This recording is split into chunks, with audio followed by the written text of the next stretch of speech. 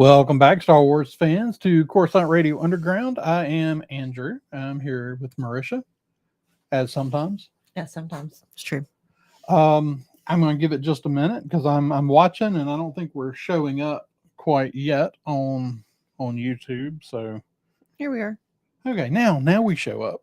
Here we are. All right, so welcome back to Coruscant Radio Underground here on the Science Fictionary, and we're going to talk about the Acolyte, episode 5. Yes, we're almost like how many episodes did they say this season? I think it's 8, but I'm going to check that real quick because I heard something earlier that made me question that. Yeah. There are 8 episodes. Okay. So we got 3 more. So we're moving into our final arc. Mhm. Whatever that's going to be, we still I don't know. What do you think? I said a few weeks ago, I said after episode 3 this show was suffering from too many attempts at mystery boxes. Yeah, sometimes whenever you mystery box, you really have to deliver. And if you drop too many hints, then it's hard. Then people guess your mystery box ahead of time. I mean, we're moving into the 3rd act, and I think we still have more questions than answers. Yes. But the ones that they've answered so far, we guessed weeks ago. Everybody, and after that after episode 4, pretty much everybody had guessed. Everybody was like, "Oh, well, it's not him. That's way too obvious." Yeah, I mean, there were some people. Everybody had pretty much after last episode decided it was him, or it was Endara. Okay, right. The first Jedi that May killed. Mm-hmm. That was all a ruse, and that it was Endara, or that it was Maze and Osha's mother. Right. Those were the prevalent theories. I said after episode 2 that it was Kymer. Right. And so no big twist there. I think they played that up, and it was so obvious. And then I felt like they still played up the reveal like people were supposed to be surprised. Yeah. So that was so the reveal comes across somehow. Palpatine returned. Has that been there the whole time? It has, yeah. Oh, weird. Let's put this up there instead. So yeah, Kymer's our villain. We still don't know his name, if it's just Kymer. I mean, presumably this guy's got a master. Right. He's trained. We're supposed to at least believe at this point he's not just trained, he's well trained. Right. With a saber. So he must have a master. I mean, he doesn't or was trained by someone. Right. He at least had a master. Yeah. He may not anymore, although he does tell Soul, you would call me a Sith. And we know there's very specific rules for exactly what Sith, but of course he could be he could be an acolyte himself that has just found Sith teachings and chosen to follow them. Right. So I mean that's what I was. He could be a sort of a like a different denomination of Sith. We've got Yeah. So we could introduce that. I mean, we do. So the Sith rule of 2, I know people get real into that, and I'm going to step on some toes because the Sith rule of 2 has always been kind of silly, right? We ignore it basically all the way through the prequels. Right. It's like, well, now this is the, subservient Sith. And although Dooku, I don't know if we ever actually called Dooku a Sith or what his. Yeah, he's Darth Tyrannus. Yeah. So, I mean, we had a bunch of Sith running around at that time. Not a bunch, but I mean, a few. The rule of 2 is meant to be broken, right? It's the same as all rules for the Sith. Right. I mean, Kymer even says that in this episode. If you never follow the rules, you never have to break them. Right. So the rule of 2 is one of those rules that's more like a suggestion.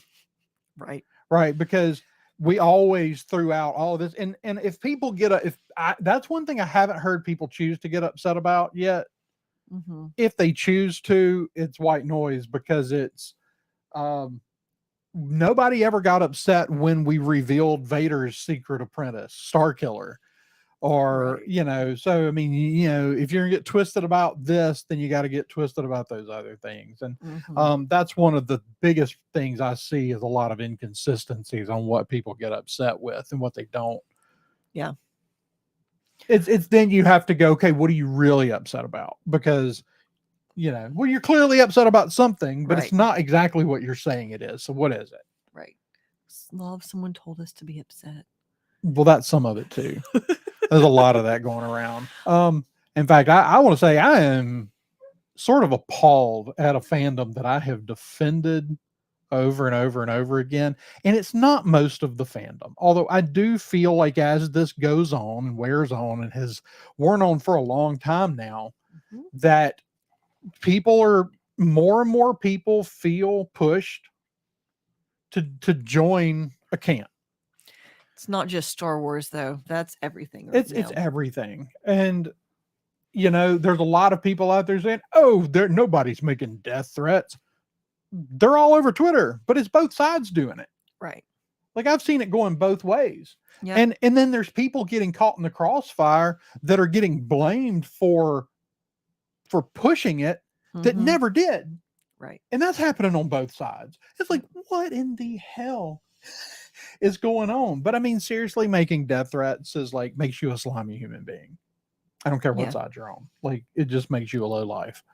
Um, and like I said, it's not one way. I'm not jumping into the fray of who told their followers to go out and make death threats because I don't see that that happened. You just have people who are assholes who go out and do that sort of thing. And I've seen plenty of it from both sides to last a Mhm. really long time. Yeah, for sure. This is Um, why I don't Twitter anymore yeah. because it's mean and mean spirited and You know, and that's one of the things, like, even horrible. when it's not getting that bad, even when it's mean, like, there's people all the time that I run across that's like, that I actually end up not publicly, not coming out and agreeing with and joining a conversation, Mhm. even if I agree with everything they're saying. Mhm. But so often I don't agree with the way they're saying it. It was like the conversation that I frequently have with my children. Hey, Waldo. You know, whenever they're 3, it's not so much what you say, it's the way you say it. Yeah, 100%. And you know, the same is true on the internet. It's not the point of what you're saying, it's the fact that you chose to phrase it like a meanie head. Yeah. I mean, there are people that I agree with on the regular, but I don't drop their names here and I don't, you know, comment on their stuff online because the Mhm. way they say it is so vile a lot of Mhm. times. Um, Someone's mother didn't tell them that if they couldn't say anything nice, not to say anything at all. yeah. Some people need to revisit that lesson. I'm just saying. But there's a lot of that going around right now, and it's, you know, you're not winning people over No. when you speak to them that way. No. But I mean, I'm leading into something here, so this isn't just talking about the fandom. I did promote this. We haven't set a date because I set a date last week for this and then forgot that I was going to be out of town at a Comic-Con. It's true. Turns out I think we would have been back in time to have done it, but We were tired. the I was tired. So what I'm doing, I'm going to put my podcast where my mouth is, and I'm going to say, and I'm going to follow through on what I've always said. Differing opinions are welcome here. Meanness is not. Meanness is not. Personal attacks are not. Mm-mm. And none of those things are involved in critique. So when we do this, it's an open invite. If you're listening to this now, send me a Mhm. message on Twitter and get in on this. Open invite. I don't care what your opinion on the show. You can love it, you can hate it, you can be real mediocre on it. We want differing opinions. That's valuable to critique. Yes. And so what I'm doing, I initially said 2 minutes. I think it's probably going to be more like I'm going to give everybody probably up to 5 minutes Mm-hmm. and say, Make You your get case. here's 5 minutes. Make your case. Give us your critique of Star Wars: The Acolyte. And it can even be a persuasive speech. Hundred You percent. can try and win people to your cause Right. of why they should love, hate, be indifferent to the Acolyte. But what you can't do is make personal attacks against the writers, actors, directors, producers, Costumers, lighting costumers, people. anybody involved with making it. That doesn't mean you can't critique the writing.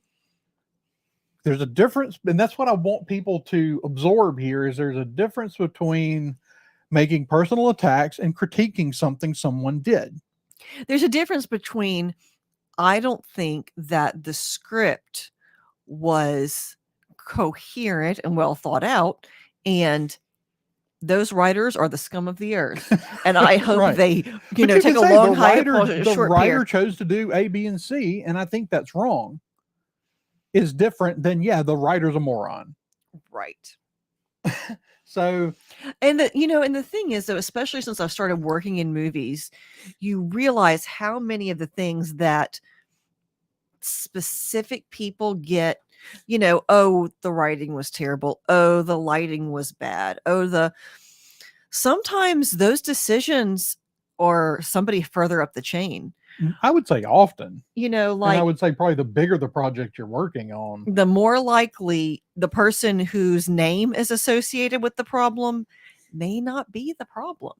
Yeah. Which is Which what's a little is bit of why a you shock look- to realize. Which is why you look at things sometimes in somebody you know is a really excellent director of photography Mhm, does something, you go, man, that just looked off. Everything looked off. mhm. And you go, well, he probably wasn't making the choices himself. Right. Well, a lot of Because people it's have everybody's job to realize someone else's vision. right, exactly. And ultimately, even the director has to answer to the people with the money. And at the end of the day, the people with the money make the calls, and the people with the money aren't always the best creative minds there. Yeah. Frequently not the best creative minds there, Right. but they're the bosses because they got the money. But we're going to have this open invite show. Yes. And you're welcome to come give your stuff. You're also not allowed to tag other podcasters, other YouTubers, other people in the chat, Yes. and all of those things. I want people to come We will in. give someone the wrench, and you will get wrenched if you are mean.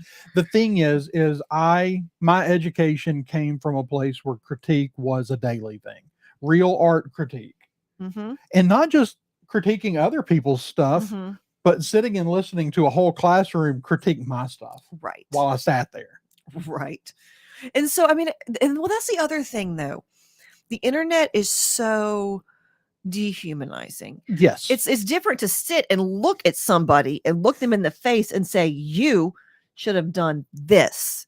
It's different than he should have done that, Yeah. It's and I think also maybe on a live show we can maybe recapture a little bit of that feeling of like you're looking at a person, like this is a person. And that's kind of something I realized. There are a few authors that I follow, and I haven't loved everything that they've done.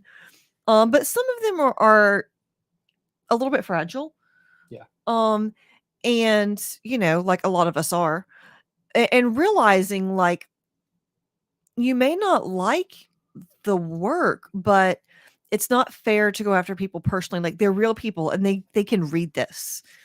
Like, would you walk hey, Megan, up to thanks someone? that's not Megan. I missed. There's Megan saying hi to you, Baldo. I can't get this right. Andrew will not be the person with the wrench because he can't get it straight. Hi, Megan. We still love you. But I want to do this, and I want people to think about the things about what they're going to say and how they're going to say it, because saying if you love it, that's great, but you're a moron if you like it, which I hear a lot, and I hear that from both ways. It's it's fine if you don't like it, but if you don't like it, you're a bigot. You're an idiot. It's like, come on now. People right. there ain't no accounting for taste. That's another thing that people seem to have missed. See, I am replete with idioms that people don't use anymore because I read lots of old literature. I have old idioms for all occasions. And most of them are, some variation of be nice. Yeah. So let's back up. Let's jump back into the show. The Keimer reveal. The Keimer reveal. Let's just touch on that first. That was supposed to be the big surprise. It's really not. Well, actually, I want to step back a little bit further. I think that we have to. I'm at the point with this show where I feel like I've got to separate two things, because I see Ubaldo saying that he likes the show, and I agree. I like a lot of things about this show. Yeah. And what I'm going to have to separate here is something that unfortunately I've had to separate a lot with Star Wars TV shows. I think it's telling a very cool Star Wars story. Mm-hmm. I think that it's being told in a really sloppy way. Mm-hmm. And I think that it's being, and then I think there are some other substandard things about the way the show was made. Mm-hmm. Yeah. But I do think that at its core, and I said the same thing about Boba Fett, at its core, Book of Boba Fett told a really cool story, and told a fairly compelling story. Actually, at this point, I would say Boba Fett told a more compelling story. So far, yeah. But I don't know where this is going. But I'm really unhappy with the. I'm really unhappy with the number of mystery boxes that we haven't begun unraveling this far in.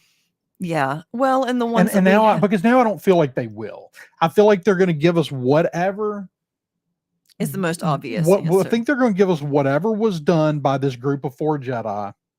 Right. And that's going to be it. They're going to give us that, and that's going to supposed to satisfy all of those questions, and I don't see how it can. Yeah. But I do think at its core, they've done some cool things. I also think this was the best episode. Yeah. Andrew said the same thing. Andrew Halley said the same thing. So, I kind of wonder. So, like they sort of like were like, oh. So far, no word on that. At this point, I would kind of doubt that the Acolyte will get a season 2.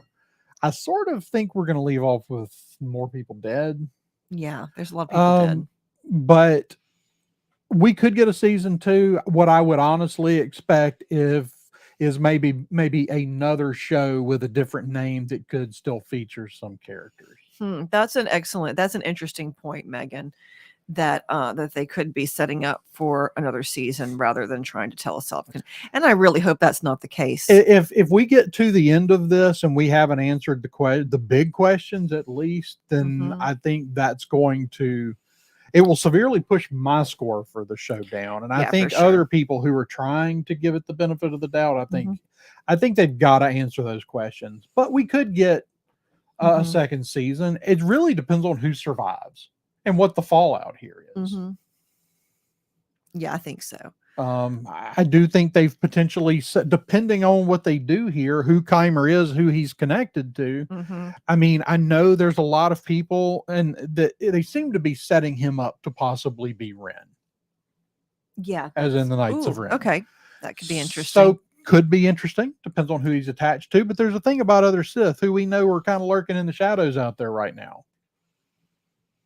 They tend to kill off other competing dark side users. Yes. Yeah. In fact, that's the whole thing about the rule of 2 that we were talking about earlier, is the better translation of the rule of 2 is that's how we operate, is in pairs. We don't do schools and temples like the Jedi, like these they used to. We have Sith temples. Right. But now it's you have a master and apprentice, and they're doing their thing. And once you get trained, then you off your master. But those Sith aren't going to tolerate other dark side users. Same reason we see Vader run around the galaxy at the Emperor's behest, wiping out other Force users. Right. Yeah, too much. It does beg the question. What was the long-term plan for the Inquisitors? Presumably, once they got done using them to hunt down all the Jedi, they were just going to kill them, right? I don't know. I really don't know. You figure at some point, just like just like a student, they're going to become a threat Yeah. to the higher up. So Yeah, yeah, I mean, exactly. eventually, I think they get killed off. Um, it just depends on how long they want to use them as their enforcers. I don't know. The Mhm. Inquisitors are always kind of a big question. Yeah. Could sort of also violate the rule of two, right? Yeah. You know, Right. so that's the whole thing. I know everybody gets real hung up on rule of two, but rule of two is one of those rules that's always meant to be has always been Hmm. meant to be broken. Right. Um, yeah, Megan. I think on our first review, the first two episodes, I called that Kymer was the Sith Lord. Um, Yeah. and then they So, made it so obvious last week that I started second guessing myself a little bit. though, But I kind of feel like maybe they were doing that intentionally because he asks her, he's like, "Really? You didn't have any idea it was me?" Like, not even a little bit, like, not at all. He seemed a little bit like, "Okay, you're missing obvious things here." So maybe it wasn't supposed to be quite as much of a, maybe it wasn't intended to be quite as much of a reveal. yeah, Like that was kind of what made me think that maybe they intentionally kind of gave that away earlier. I mean, it um, now I have to say, like the fact that if it was going to be the big reveal, I would have preferred them to keep it a little bit closer to the chest. However, he killed it. He was phenomenal. I really and like I bought him as the Weasley little sidekick, but I also definitely bought him as a dark side force user. I yeah. feel like we really showcased the actor's talents there. So I feel a little bit like at this point that we're overplaying the distorted voice thing for Sith Yeah. Lords. Um, I mean, Yeah. I feel like we're really overplaying that, but that's a Yeah. nitpick. Yeah. Um, so let's do this and let's try to, as we talk through it, separate lore building, world building Mhm. from technical. Okay. Because last week I mostly talked about the filmmaking, the making of it, and the Mhm. problems, and a lot of those problems are still there. What did you think? So we open up on the lightsaber fights. Most of the episode is lightsaber fights. Yeah, which we really haven't seen much of. No, I'm a big fan. That's something Mhm. I've been calling for a long time. Um, so despite the initial fight with the kind of unnamed Jedi that are there, the kind of the that kind of get The fodder Jedi. yeah. So that fight looked a little off. Yes. It the There are cool moments in it. Yeah, but there were definitely some things that like were It's jerky. jerky and like almost looked like maybe they were like maybe too much of it was digital. It was really really bizarre. It looked like a video game. Um yeah, so Darth teeth. Yeah, cuz you're right, cuz Keanu Mundi does say, the Sith have been extinct for a millennia. I don't remember how long he says, but a long time. Yeah. Which makes me think that because of the reaction that we get, they're like, oh no, the Sith are extinct and have been for a long time. I think that either all the Jedi who have encountered this dark side user die, or they keep it to themselves for some reason. I mean, that's the only reasonable explanation. Otherwise, it's a major retcon. Yeah, so that's a major thing. So something has to play out some particular way. Um, Depending on who this guy is, he may need to die. He may be around a while. We don't really know. I don't know that that character per se has to die, but I kind of feel like Saul does. Yeah, I think Saul's. I think his days are numbered. Honestly, I would be a little. I wouldn't be shocked if. I wouldn't be shocked if. Oh, the sister who's not Osha is the other one. May. May, if May kills Saul before it's all over, and Oh, Osha I lets think her.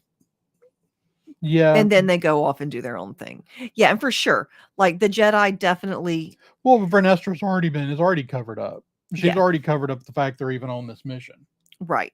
I mean, This is off the books, remember? The Jedi at this point are the medieval church, and they're kind of playing fast and loose with the rules. And they're covering shit up. They definitely are. Yeah. Well, they're concerned with the optics, political maneuvering, they're and how they look. Again, it's a lot of correlations to they're very powerful, and they want to keep their power, and they Yeah. So there are things in this episode. So that first fight, really jerky movements. Couple of cool things in there though. But man, this guy just like waltzed through what, like a lot. It's like six Jedi right there, right? That he kills off. Right? A lot. Or at least Jedi and their Padawans. I don't know if they really like explained to us the makeup of that party. Yeah. There is a little bit of problem. I've seen this one a lot. I think it's a valid criticism that power from one fight to the next is totally based on story rather than you actually didn't need, other than having a bunch of lightsabers on screen at one time for the first time since the prequels. You really didn't even need those other Jedi there. Right. They were just there to die. And then you have the real fight where both Saul and Jackie Lon both go toe to toe with him pretty well. Now the thing that I have seen complaining about that shouldn't be is Jackie Lon standing toe to toe with the Sith. I mean, we see Ahsoka stand toe to toe with all kinds of important people. Obi-Wan Kenobi was a Padawan when he killed Darth Maul. Yeah, that's true. And I think people also forget that Padawan does not equal child. Right. Obi-Wan Kenobi doesn't become a Jedi Knight until he's 25 years old. Yeah. Now, I don't know that we've got from anything official, but Wikipedia has Jackie Lon listed as 18. Okay. Now, I don't know if they came up with that number from anything from Lucasfilm, right? Or if they decided that she needed to be at least 18 if Osha was going to keep hitting on her. Just saying. Yeah. Somebody may have decided, well, we got to make her at least 18. But like the fact that has trained in the temple most of her life and is probably at least somewhere in the 18-year-old range, right, means that she's a capable fighter. Because there was this pointing out of, we saw her training with sticks in one scene and now she's out there dual wielding lightsabers. It's like, yeah, because in a contained space you practice with practice weapons, not dangerous weapons, right? So there's a lot of inconsistencies in what is getting picked and chosen. So Jackie Lon may have had the best fight. Her fight and Saul's fight and the one with them together, those are top-notch lightsaber fights. Probably the best lightsaber fights we've seen since the prequels. Oh yeah, I think so. I don't know. I really did the Obi-Wan and Vader fight in Kenobi was really good. It's good. It's okay. It's okay. It's real CGI heavy. But it's not terrible. This one is more reminiscent of the prequel fights. Yeah. And the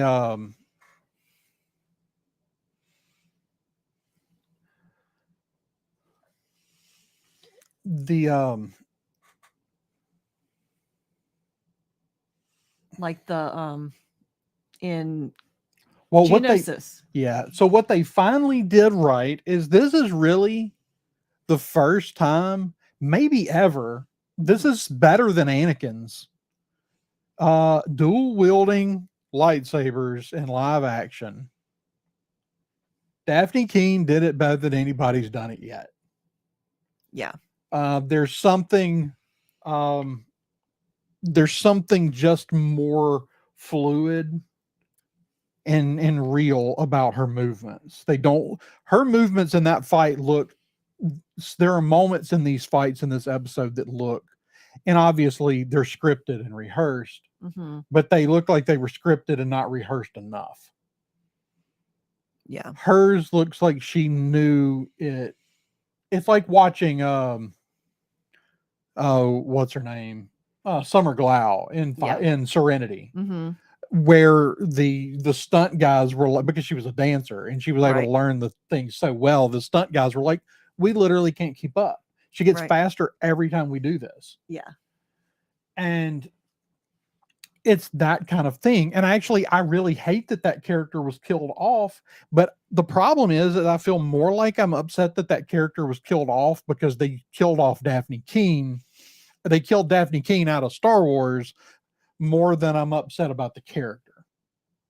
That's fair. I was really happy that Daphne Keene was in Star Wars, but I didn't really have a lot to get attached to about that character.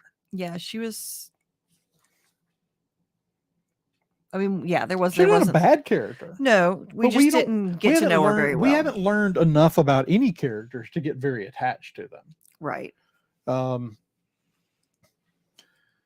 but the fights, awesome. The fights elevate this episode back. I'm going to put this, if I'm grading this episode, this episode's back to a B for me. Okay. I think overall we're still at a C for the whole season because the story's still kind of wonky. There are problems. May has, what are May's motivations? It does Like make one wonder, doesn't it? like May is all over the place. At the end of episode 4, she says, I'm surrendering. I'm going to give up. I'm going to turn myself into the Jedi and let them arrest me. Beginning of this episode, a Jedi shows up and says, you're arrested for your crimes. And she fights back. Well, also the master is about. Yeah, but her motivations now seem to be right back to where they were before. Like, it's not just like I'm trying to escape. I'm trying to get away from this guy. Right. Like, she's back to fighting, and now she's pulled this thing on her sister and gone off with Saul, presumably to kill him. Right, which is very weird. Like, because we're gonna like stop our whole life and change it to Look, because of our sister. I'm just gonna say it. Amanda Stenberg is not a lead personality. She does not have the charisma to be a lead personality in something like this. She's not the worst actor. She might not even be the worst actor in the series, although Daphne, like, she's sort of been overshadowed by Manny Jacinto, who plays the villain, the guy that plays Saul, Daphne Keene. Even though Yord is an awful Jedi, the actor the actor's done a phenomenal job playing that part. Yeah. Like, she has been outshined by literally everyone she's been on screen with. Yeah. And I don't know what these weird, like, I don't mind, like, everybody's freaking out about her cutting her hair with the lightsaber. I don't know why that's something to freak out about. No, I think it would stink. But it's the weird pose.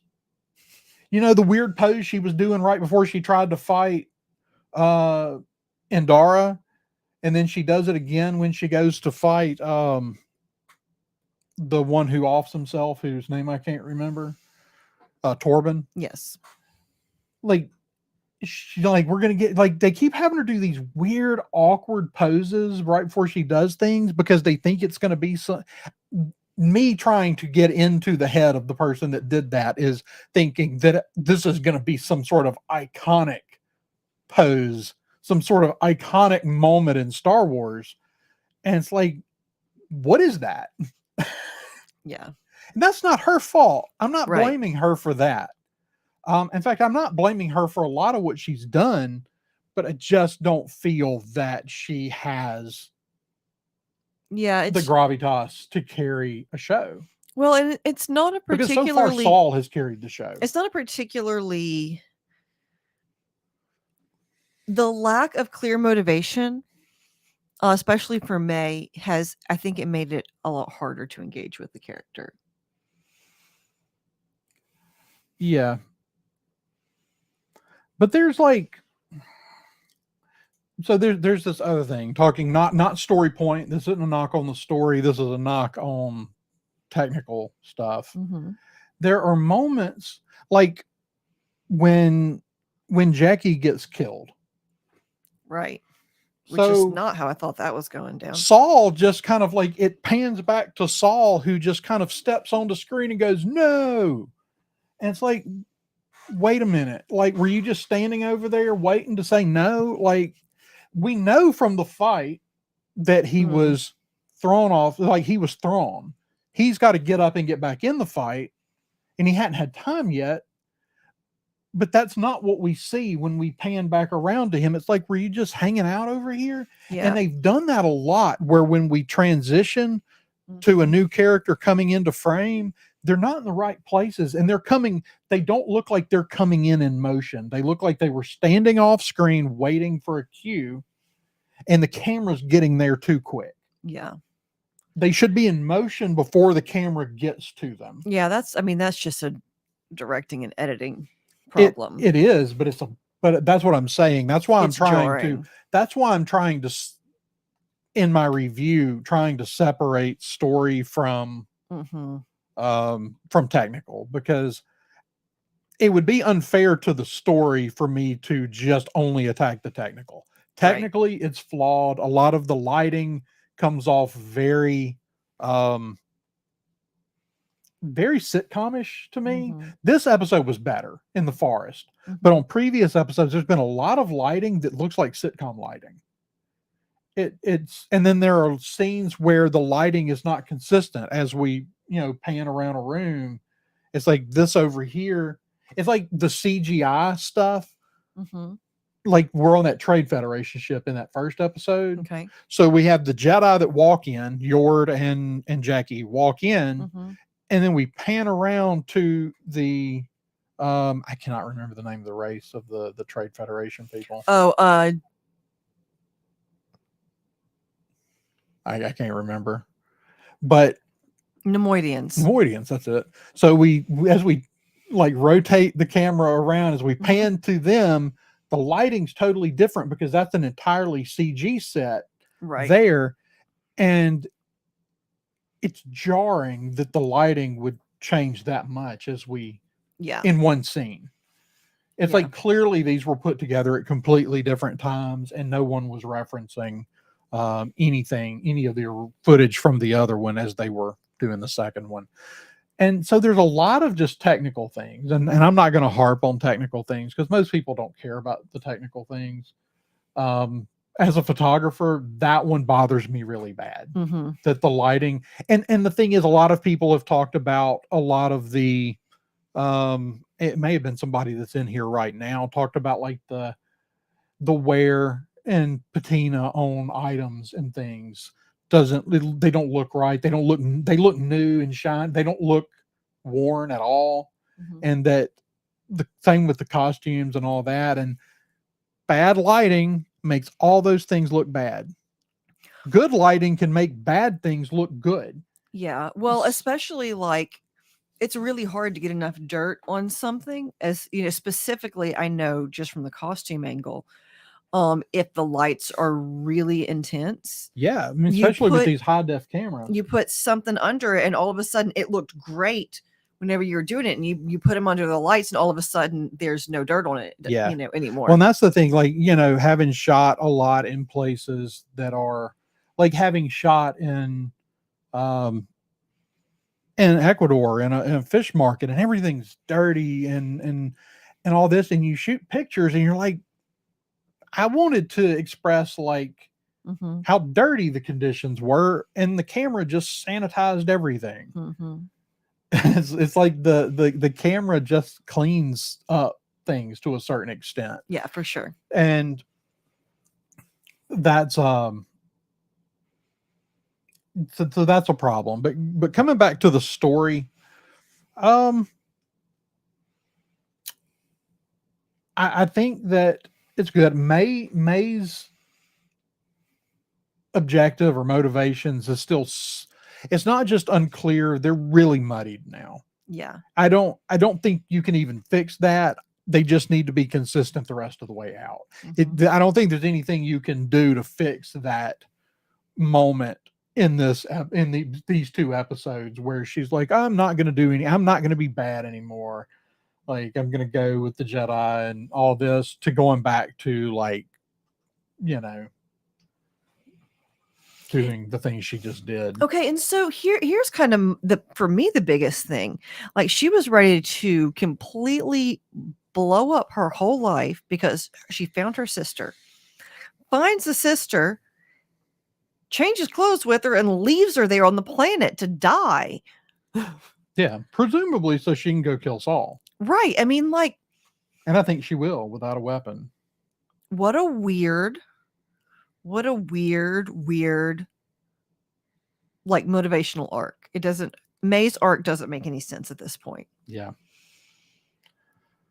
So we lost characters here.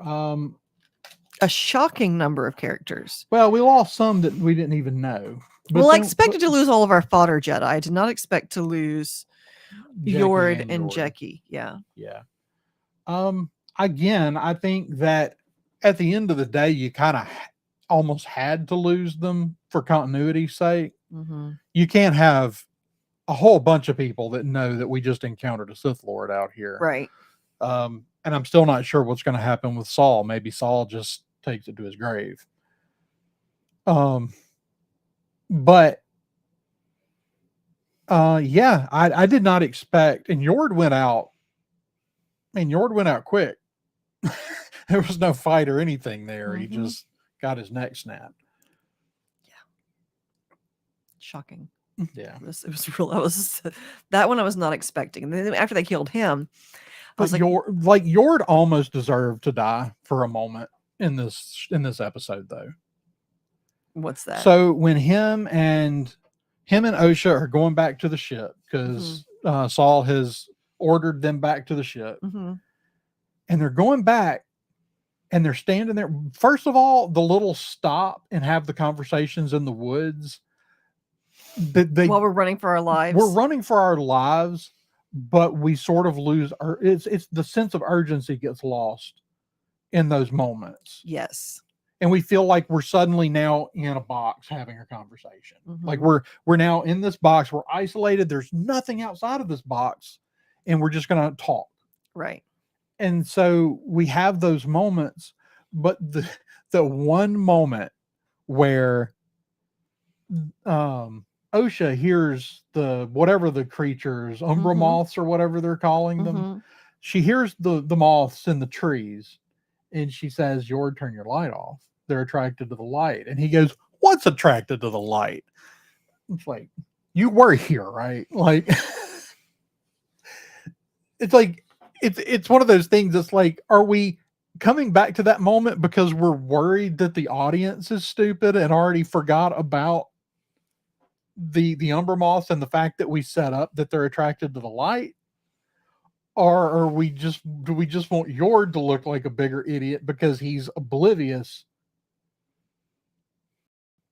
I don't know. I don't know what the point was, but yes, Megan, so much for the Yord horde. Which I didn't get anyway, since so many people were obsessed with literally the worst Jedi we've ever seen on screen. Yeah. Like seriously, I mean, he's everything that's wrong with the Jedi at Yeah. this time. Come on, civilian. Yeah, in the last episode where he decides to start like pulling rank. Yeah. Again, Saul's fight, the villain reveal. I feel like there were a few things. I feel like okay, so the moment where he kind of does the ghost face thing and kind of cocks the head, you know, when we first get the villain reveal there, it's like, you know, creepy, right? It's creepy, but then we kind of continued with the trying to be horror movie thing a little too long, to the point where we're going, okay, move along. I still think that mask looks like a video game. It looks like a video game character. It does. I don't mind the mask. I looked at it. The pre-orders are up for The stranger's mask. Stranger's mask, and I'm just like, I looked at it and I was like, I don't know.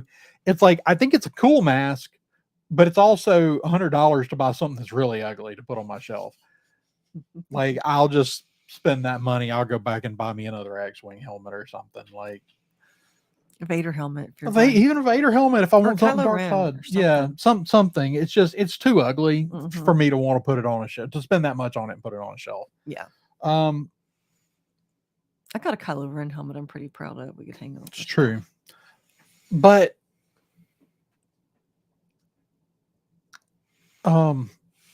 there like I said, there are things I will applaud this episode for. Mostly being some of the fighting, specifically Saul's and Daphne Keen's, Jackie's fight scenes are very, very solid. Yeah, I think so.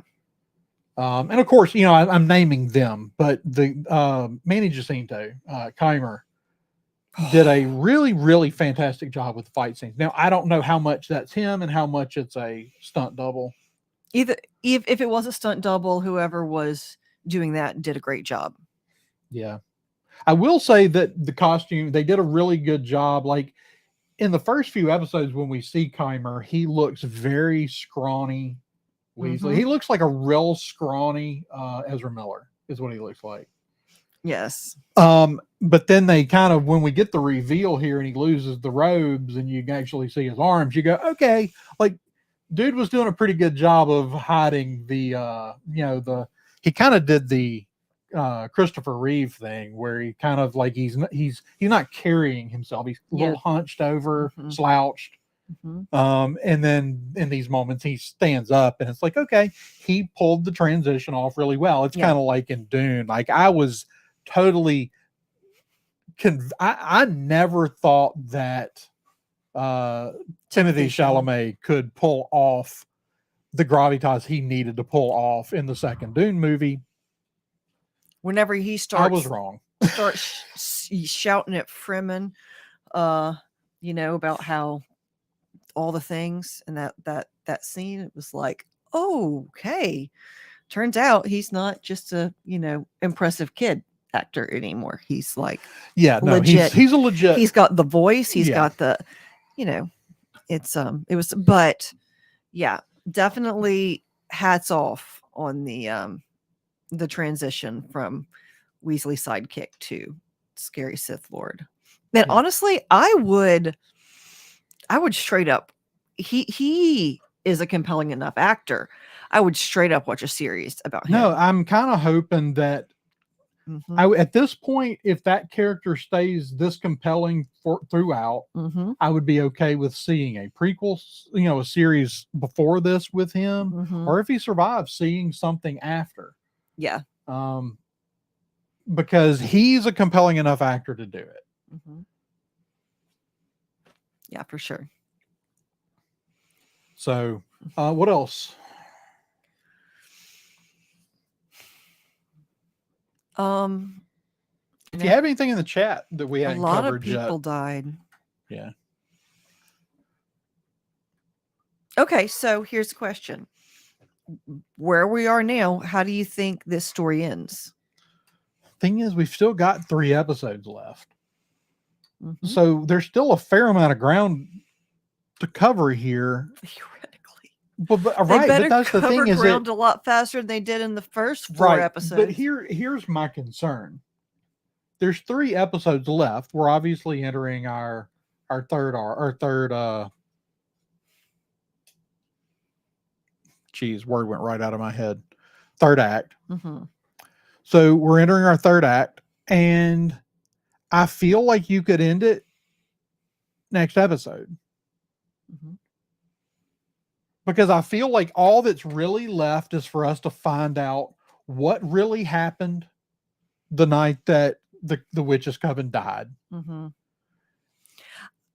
It totally the Jedi totally set the fire. Like, I think that's 100% where they're Yeah, but going. this guy is acting like he was there that night. Yeah. I don't know. I just feel like they keep being like, what happened? Sorry. What happened, Soul? What happened? I'll tell you later. Like they've had this conversation like 3 times now. Yeah. It's just like, just get It's on with it already. it's either quit mentioning it Mhm. or let's have the conversation. Like we've mentioned, we know that it's there. We know there's a story to be told. We don't have to keep referencing it. Beating a dead horse. What can't be beat? Oh, come on. A dead horse. Andrew has forgotten his series of unfortunate events. Hmm. The school with the dead horse. That's good anyway. But yeah, it's the thing is, I don't know what's left to tell. yeah. Now, I think we're going to get a whole nother episode of flashback. Yeah. Yeah, I'm with him. I'm no longer unflaggingly confident that things are gonna continue up. Right. I hope that they give satisfying answer. Honestly, so here's how I think the story ends. I think Osha kills Soul. I mean, May kills Soul. Clearly, the stranger is decided to take Osha. Right. So, and I think that we wind up with either the twins being the acolytes for the stranger, or we wind up with them having some kind of I think it winds up with either them having a conflict, and just sort of playing that up, or maybe switching sides. Mhm. Maybe Soul, if May doesn't actually kill Soul, maybe he winds up, convincing her and they wind up on opposite sides, or they just kill off Soul and then the twins just go off and do their little twin force user thing. Yeah. Yeah, I don't know. Because we're leaving out a big question that's unanswered. The original mystery box for this show, which is how the twins were created. Right. And I do hope they're going to tell us that, because I feel like if they just dropped it for just a placeholder, that's kind of dumb. I'm just saying. Yeah. If it was just ooh, here's a question. It's like, hope the Jedi don't find out how you created, the girls. And it's like, okay, but, so now we have a Chekhov's gun situation. Like, you have to tell us now. Right. Like, if you don't answer that question, that violates Chekhov's gun and is a big problem for this series and how a lot of people will feel about it at the end. Yeah. So I guess we'll just have to see. Yeah. But we're more than halfway through now. And it's still fine. I'll keep watching it. I'll watch it as soon as it comes out. Yeah. I mean, like I said, this episode was a step up. Mm-hmm. I think the more we put whoever this villain, whether he's a Sith Lord or what he is, and the actor seemed to kind of hint in an interview today that his character is meant to be Sith. Mm-hmm. I don't like I'm a Sith but I just want to be left alone to use my powers how I see fit without Jedi intervention. That's not okay. So that's I just want to be left to massacre people in peace. All I want to be able to right. But do see, is that's murder people unrestrained. yeah, that's a they wanted to tell this story, and I've been a little surprised because they said for a long time we want to tell a story from the perspective of the Sith, Yeah. from the point of view of the Sith, which we really haven't done yet. No. We really got our first look at that in this episode. Now we could get a lot of that for the next 3 episodes, Mm-hmm. but I'm really not down with this trying to make. I'm fine with having people that have fallen to the dark side with sympathetic a past. Mm-hmm. I'm not fine with trying to make the evil converse religion of Jedi sympathetic. Right.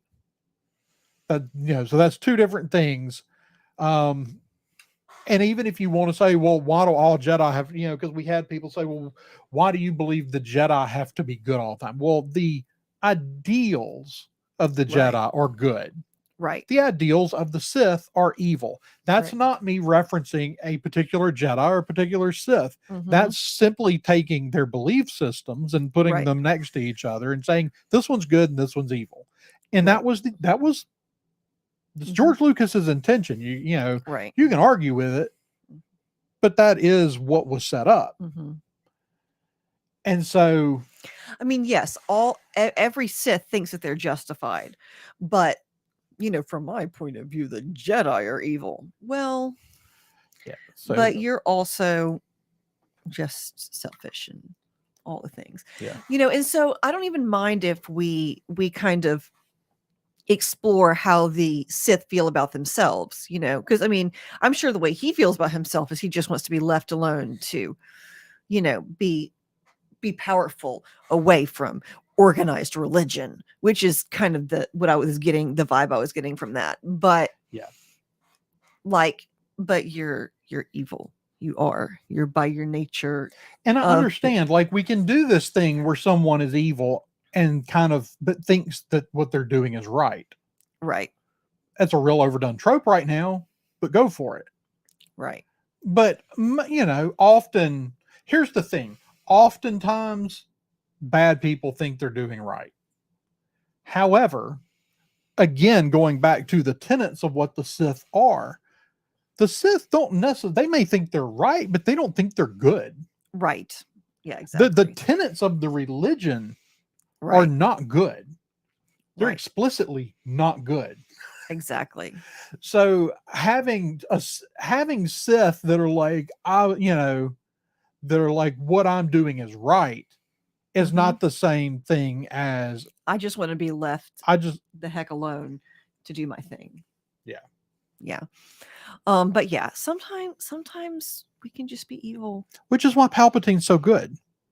Yes. And you get this thing where you put Palpatine and Vader side by side, where you go, Palpatine is evil. He knows it. He fully embraces it. Mm-hmm. Anakin loses his way. Right. And basically just gives up and just serves the Emperor's will. Yeah. And we've got some interesting conversation. Like Dooku's an insanely interesting character. He really is, because he really thinks that he's doing the right thing. Yeah. But if everybody becomes that character, it becomes reductive, and and you can have nuance, and you can have dynamics to your evil characters. Yeah. So what Megan says here, yes, evil can have sides of good as well, not just So I mean, you can having a bad character. Go to comic books. Gosh, comic books do this all the time, where you have a bad character that, for whatever reason, his motives align with someone else's. He will do good things if it may be self-serving, right? But he will still do the right thing if he needs to. Loki's a prime example of that. Which Loki kind of sits on the fence of. He's definitely evil at times, and at other times he's more sympathetic. Right. And at the end comes around. He embraces his role there towards the end in the show. But also we can have good characters that mess up, that are flawed, Right. that aren't perfect. I don't need every. It's the reason it's the Superman problem or the Captain America problem, right? Right. Like I like those characters, but yes, they're very in a lot. But a lot of people are like, oh, Captain America, he's just too good. He's perfect. He's too perfect. Mm-hmm. Same with Superman. Like they don't mess up. And so to some extent that makes those characters one dimensional and less relatable. Mm-hmm. And so I mean, yeah, having and I think that's where people are like gray, we need gray. mm-hmm. And they won't, like I'm seeing a lot of people claiming that this is going to be the origin of the gray Jedi in Star Wars. It's like even the story group people who really don't like canon at all, even though that's their job maintaining, Mm-hmm. um, have most, if not all of them, have come out and said Gray Jedi doesn't work, doesn't Mm-hmm. make sense. Yeah. You can't do evil and not have the repercussions of doing said evil. Using Yeah. the dark side has consequences. Right.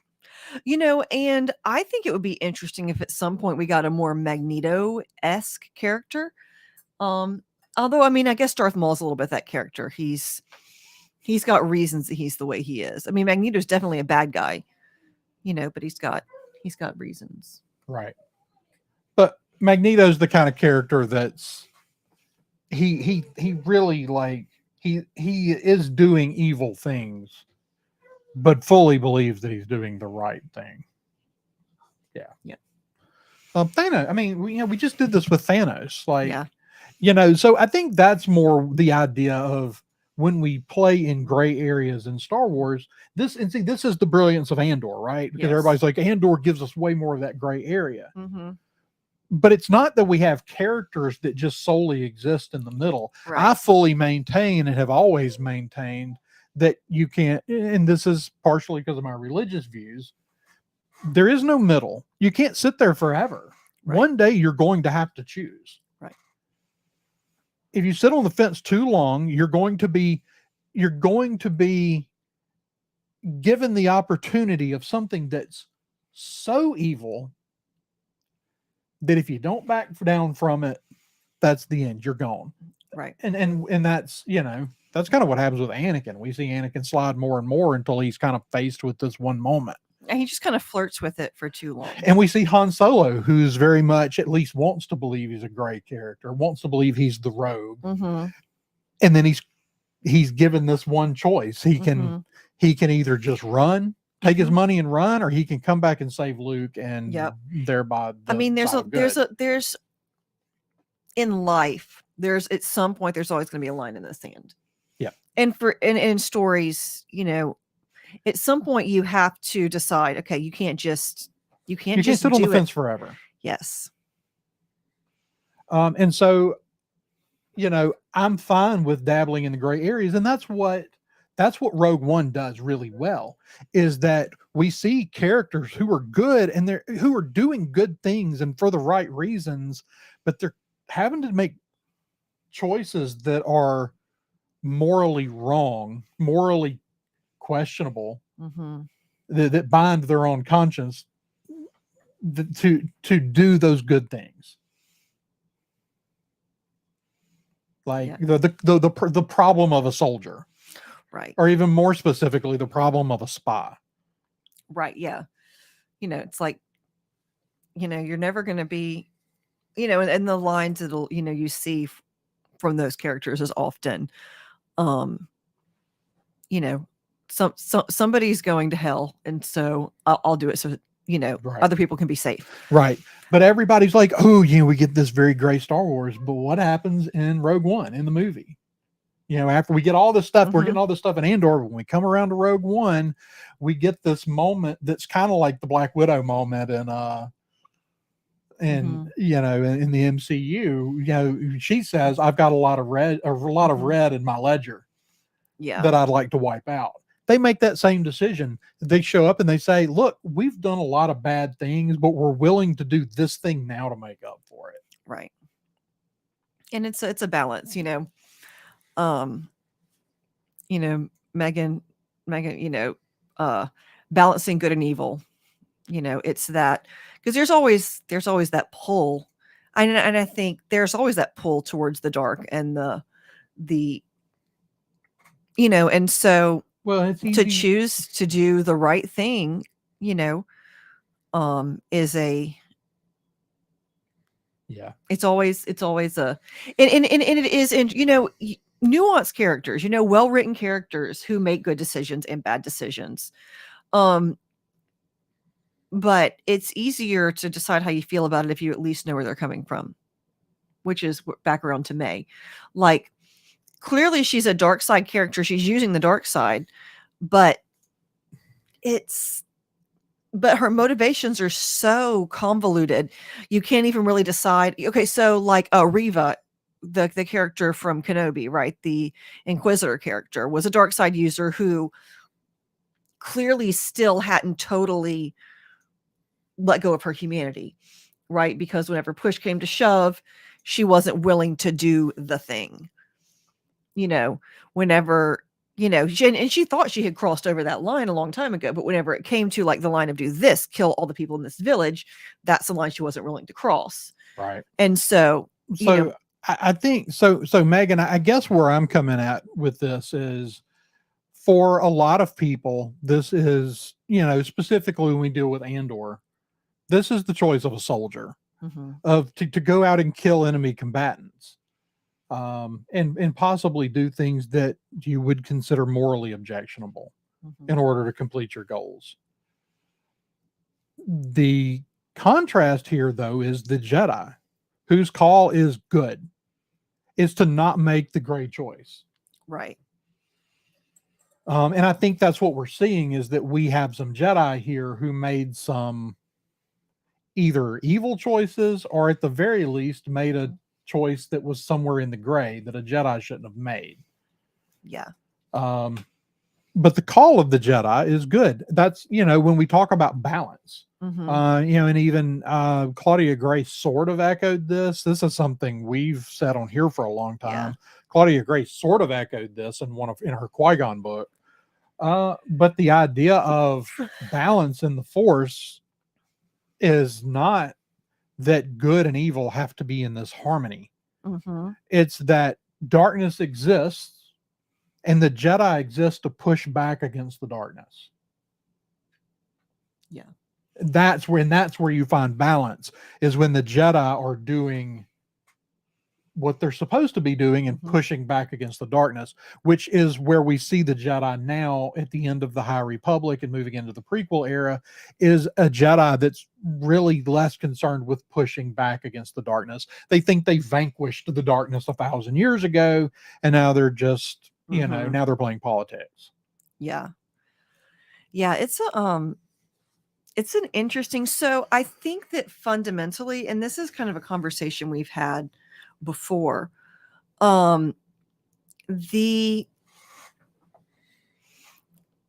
so balance, right? There's a lot of talk about balance. So if you consider it to be, a sort of like yin yang situation where, um, they're opposite but complementary, Mhm. right? That's sort of the philosophy. Um, is the opposite. And you have to find a balance between male and female, morning and evening, cold and heat, the balance and all the things. Um, but the idea, so if you look at it purely from that perspective, then you need to be able to use just as much dark as light, right? So you can balance. But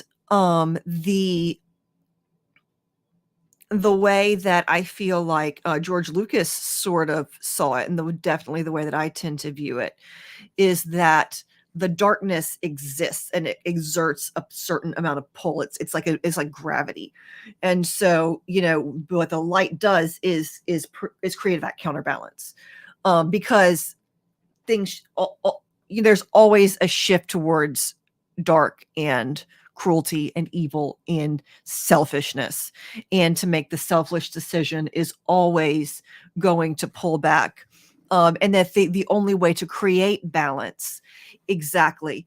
Well, it's The not so much that you can't go too far. I think you can no, go. no, you can You keep the dark from getting out of Yeah, hand. but it's not that you can't. I mean, you can push the darkness back as far as you can, but it will always exist. Right. And that's kind of how I tend to view, and I'm sure there are a lot of different ways to view it, but that's definitely kind of always been how I viewed this kind of world, is that there's always this pull, and Mhm. the only way to create balance is to pull against it, Yeah, because left to its own devices, things are going badly. And I think we can look around the world right now and see that left to its own devices, things go right. badly. Well, that's the perspective of Christianity as well as Buddhism and a few other religions, is that darkness is sort of a natural state.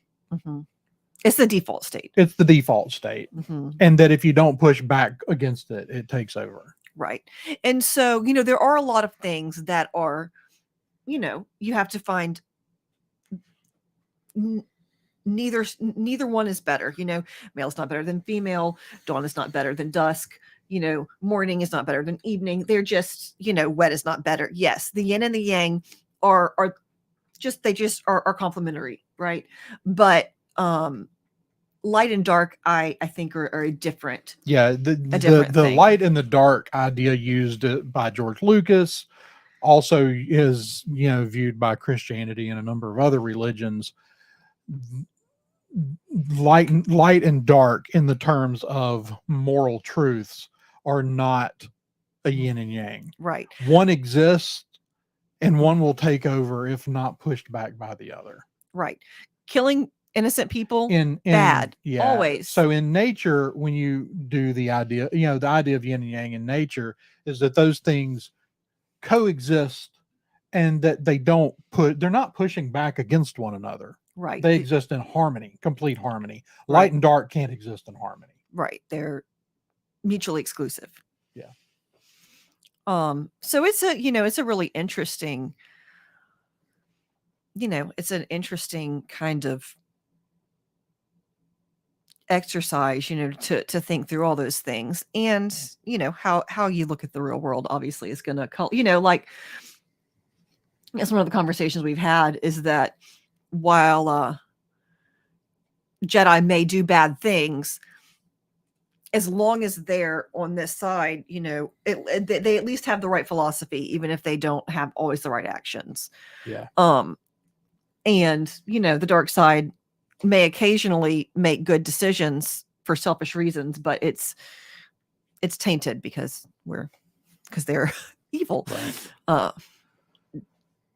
oh, we got Nicole for the next 12 to 15 minutes. I don't know if we'll be here that long. We should have wrapped up 15 minutes ago, but we got on this light and dark conversation, and I don't even remember where we left off on episode 5. But Oh, we're talking about May and OSHA, and just kind of like the motivations and all of that. But I still hope we get to see. I hope we get to see how they were created, and I hope it was something truly sinister. Yeah. And I really, like I said, I'm a little afraid that in the effort to create sympathetic dark side users, that they're going to sort of sanitize them a little bit, and I don't want them to. I want them to create compelling, interesting dark side users that they don't have to sanitize to you know what I'm saying? Mm-hmm. um I which is kind of what I hoped we were going to get in this. I was really under the impression we were going to get in this story. Like, I don't want to have to pull for them and think that they're really a good guy in order to tell an interesting story that I want to follow. Yeah. So I don't know. We'll see where we go. But as we wrap up here, um, yeah. So Mace is an interesting character, and I don't know that it was their intention to portray him with that sort of like darkness about him, but it's certainly the way he comes off. Yeah. But I think he's he is our prime example of um the Jedi that have just turned a blind eye to anything bad possibly Right. happening. I think people often forget that was his primary role was to be our picture of everything wrong with the Jedi. Yep. I mean, and look darn good doing it. Him and his purple lightsaber. Yeah. But and I do think we'll continue to see some of those Jedi, because I think it's clear that the problems didn't just suddenly start existing whenever when the prequels show up. Like, these things have been going on. And that's how those things happen, is you bury your head in the sand for long enough and things sort of get out of control when you're not paying attention. So I think at least one character that's supposed to be dead is still alive. Are you getting that vibe? I think that Coral may still be alive. Yeah. Somebody actually mentioned that earlier. We never saw a body. I think somebody did mention that. I don't Mhm. remember who it was. But yeah, I do think that Coral is probably still alive. This guy has a specific power. Yes, that my mother could do that. Yeah. So we did get that little hint. I think everybody's still pretty salty about Kelnaka dying after we just saw him like Bigfoot around the forest for a few minutes and then he was dead off screen. Yeah. I'm still not convinced that she's the one that trained him, though. I'm still on the fence about Indara still being out there. Okay. I mean, yeah. Or maybe Indara's really dead, but maybe Indara, there was a darkness about Indara's character when we met her. Mm-hmm. That could have just been the arrogance of the Jedi of this age. Mm-hmm. But the fact, you remember her just letting everybody else in the bar just get decimated before she ever even stepped in. Up. And so I'm starting to wonder, maybe even if she is really dead, maybe she's the one that trained Keimer. Which would be why he wants. Oh, that would be actually an interesting motivation for why he wants this group of Jedi dead. If one of them trained him, then if they were killed by a mysterious assassin, then it doesn't point back to him. Yeah. Yeah, I'm sure we're getting a whole nother flashback episode, or at least a portion of an episode, because there are scenes from the original trailer that we haven't seen yet with characters that are already dead. Right. We know we're going to see Torben and Kelnaka fighting each other. Oh, yeah. Really? Mm-hmm. So what did you think about the one thing we didn't cover? I want to cover real quick, even though we're way over time and I got to go back to work. The Cortosis helmet and the gauntlet. So Cortosis is a Star Wars Legends thing. It was a metal that could basically short out electronics. Okay. I was wondering, like, I was like, what's going on with the lightsabers? Yeah, it took me a minute and I was like, that was weird. And then I was like, oh, I remember this. But I couldn't remember the name of it. Fortunately, a whole bunch of other people posted it. But I was real down with the armor that can kind of short out a saber. However, I wasn't real sure. The weird moment was the Saul tells him to remove his mask and he's like, why? So you can read my thoughts. It's like, what is this, Magneto's helmet now? It's like, this is something brand new. Yeah. And I kind of got in this weird rabbit hole with that, where it's like, well, if it blocks other people from reading his mind, then how can he use the Force? Like what is it blocking? Right. So like, maybe it's like Beskar. With Beskar block Force waves. I don't know. But I did like that element of, and of course, I'm always down for any time we can bring something back. I know some people get bent out of shape. They're like, oh, you're erased Legends just to bring bring it back in pieces. I'm fine with it. Yeah. I want them to bring back as much as they can. There was a lot of very creative stuff Yeah, that for got sure. left behind there. So I'm always And there was glad. some terrible stuff. So hopefully we bring in the cool stuff. Although we did decide to bring back Palpatine clone, which was like the like joke. Like did like it was like, oh well, at least we don't have clone Palpatine. Ha ha ha. We hadn't done Clone Luke yet with 2 years Luke. yet. Yeah. Yes, alas. Andrew has to go back to work so we can fund our podcasting and cosplay habit. Yeah. All right. Well, that's going to wrap us up for tonight, unless anybody has any questions in the chat while we wrap up. What did you? So I gave this episode a B. I'm still kind of giving the series a C as a whole. I'll give it a B. You give it a B. Yeah, until we see how it goes. It could make an F by the time we get done, or it could be like A plus because that's a thing. All right. Well, as you can tell, there are things beginning to disappear out of the back of the set back here. It's true. There are books missing, helmets missing, a shield, probably the most noticeable thing missing. They've all started moving into the new studio. So hopefully when we're back with you next week, we will be in the new studio. Yes. Because if we're not, this one's going to look real rough. Right. Yeah, it's true. So hopefully the electrician comes through on that breaker for that room. Yeah.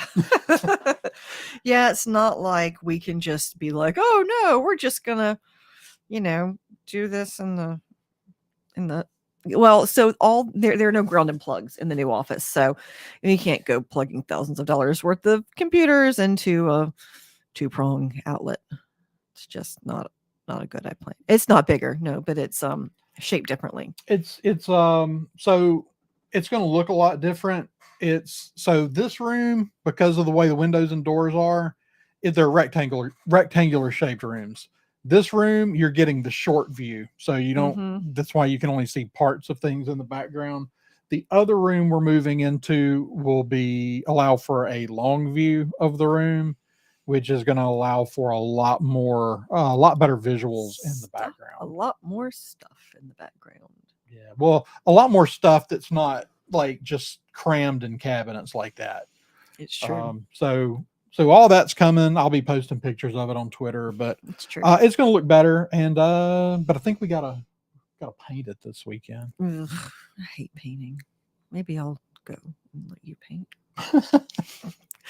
Anyway, it's been real, friends. Thank you all for coming. The conversation in the chat was really great today. Thank you so much for all of your insights and inputs and thoughts. Yes, more stuff. There's always Father's Day and birthdays and Christmases, always more stuff. You love painting. See, you should just come. I like painting like on canvases. I do not like painting walls with rollers. Think of it as a canvas. Boring.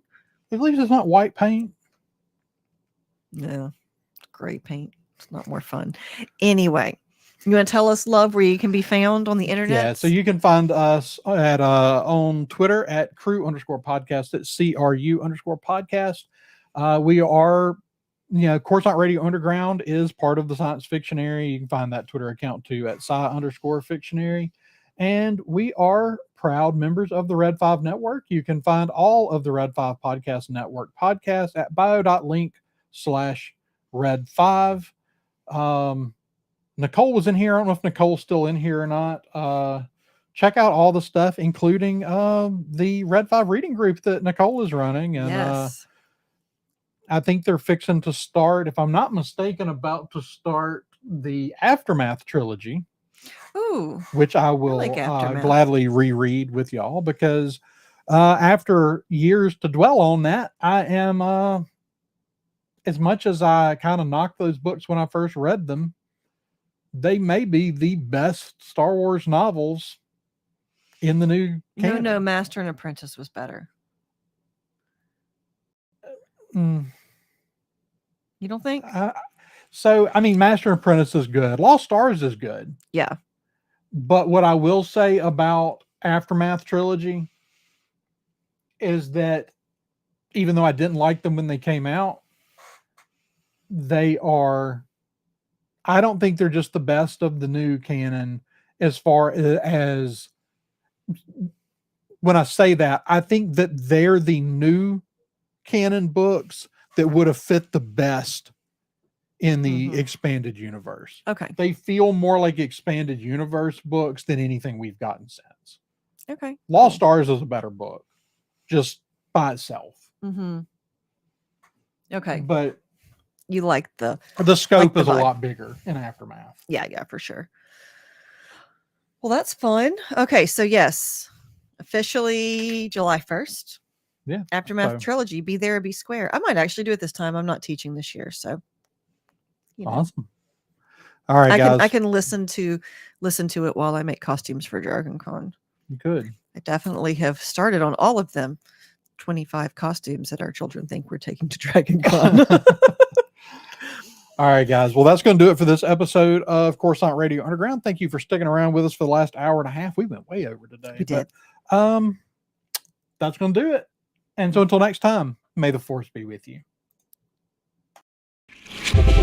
This podcast is a member of the Red 5 Network. For more Red 5 Network podcasts and content creators, visit bio.link/Red5.